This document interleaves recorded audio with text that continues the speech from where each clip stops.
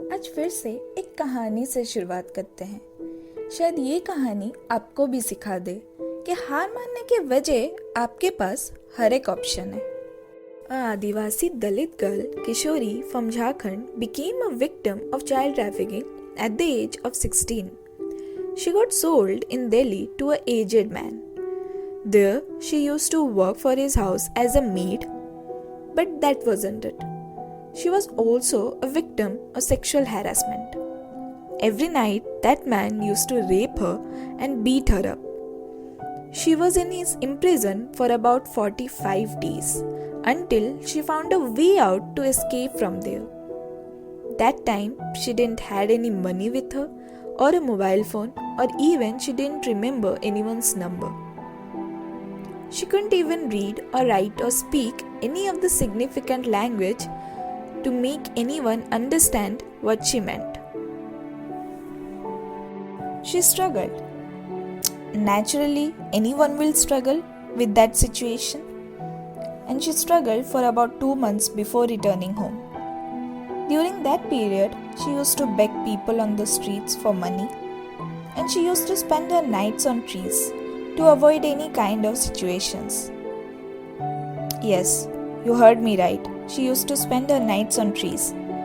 After a period of time, when she was lying on the street in an unconscious state, someone asked police to help her, and they took her to a child care center. There they found out she originally belonged from Jharkhand and she was sold in Delhi, and they tried to figure out her exact location.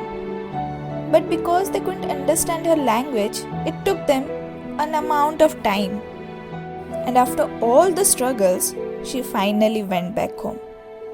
After 2 months of struggling on the street, she got back. So that was her story. How painful it must have been for her.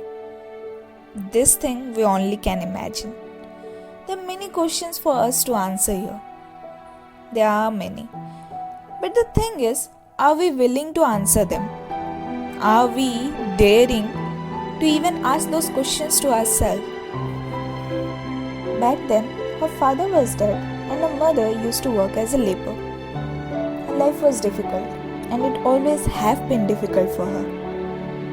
We are just hearing one story of child trafficking. There must have been many, many more. What have been her state in that period? How difficult it must have been to recover from that state. We can only imagine those things. The pain, the fear of being sexually harassed, it hurts one's mind. More than that, it hurts the soul badly. But still, she fought, found a way to escape, and tried every possible way to get back to her house. Her journey was never going to be easy, and she knew that fact.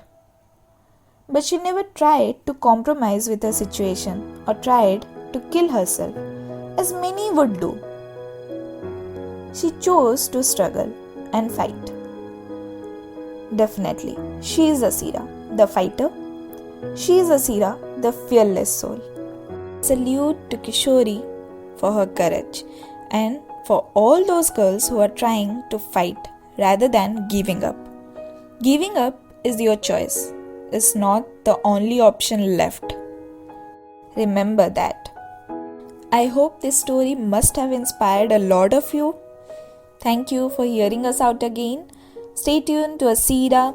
I'm Sushri, your host, signing off.